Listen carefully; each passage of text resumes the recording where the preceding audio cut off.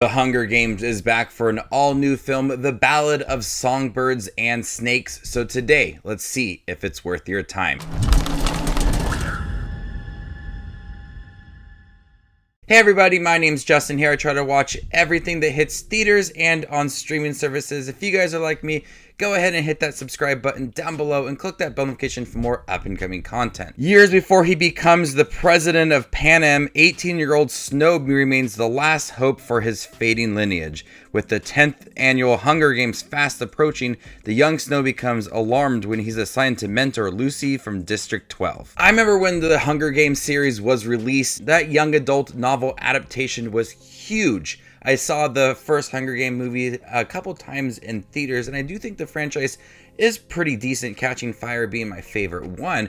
So I was very curious about this film going in the past, looking at a younger Snow at the 10th annual Hunger Games, 64 years prior from the first Hunger Games movie with Jennifer Lawrence.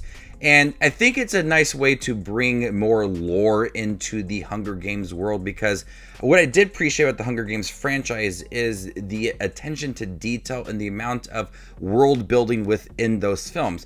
So going back, you can kind of peel back and look at some of the traditions and some of the world building that started prior. And this movie does a nice job of just expanding on the world building. It's not futuristic like we do get in the first four Hunger Games movies.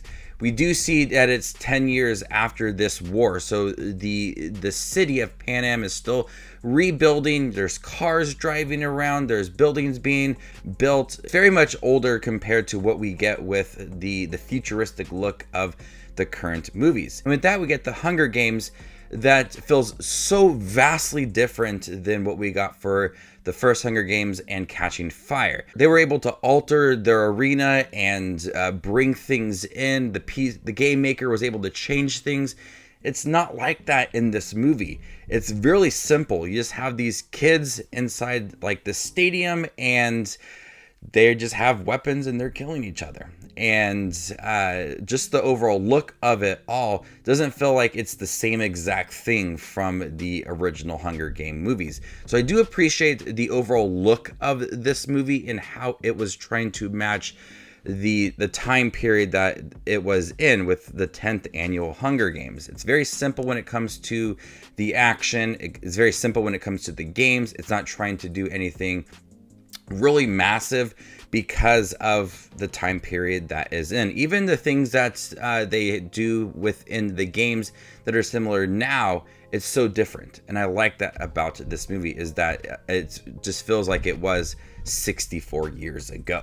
Tom Blythe plays President Snow, and I found this character really intriguing. Even in the Hunger Games movies, President Snow has been someone that is very cold and someone that's very menacing. And I was curious to see how they would explore that. Coming from someone that was born in the capital, things are easily handed to him. I want to see this character be explored a little more. And there's times where you feel like he does have a heart. He cares about certain things. But we see this transition for Snow as he becomes more in line with who he is in the original Hunger Games, played by Donald Sutherland. That transition for this character is really the highlight of this movie, as he starts to be more manipulative and more aggressive, and that is where the Snow that we know more of comes out within this movie. And I thought Tom Blythe did a great job of that transition, coming from somebody that's kind of welcoming in the beginning to someone that you fear at the end of the movie, leading up to what we know for President Snow. And Rachel Zegler, I really liked her in here as well. Lucy, the tribute for District 12, and she sings a lot in this movie. She has a great voice, and I like this character that she stands for the district, and she feels very similar to Katniss Everdeen. She stands up for what is right. She's confident in herself, and I really liked Rachel Zegler as she paired nicely alongside Tom Blythe within the movie. And a perfect casting, Jason Schwartzman. I loved him in this movie. He's related to Stanley Tucci's character in the Hunger Games movie. He's the announcer. Very funny, just quick little jokes as he's reacting to the games. Really added for some humor. He's mean at times, but he comes off in a very funny way, and I thought that was one of the best things in the movie. I also liked Viola Davis. Kind of creepy performance in this movie, but she fit nicely into the world of the Hunger Games. I was excited to see Hunter Schafer in this movie because she plays Tigress Snow, who was also in the Hunger Games movie, and she has expressed interest in playing Zelda in the Legend of Zelda film, so I want to see how she handled this role. I do think this movie's long, 2 hours and 37 minutes. There were times that this film dragged. A lot of focus in the beginning on the games, and then a lot of that development for Snow, which added a lot to this character. It just kind of moved at this slower pace. And then we had a lot of musical moments of Rachel Zegler's Lucy playing the guitar and singing songs to people, and it was fine at first, but I don't associate the Hunger Games with a lot of music.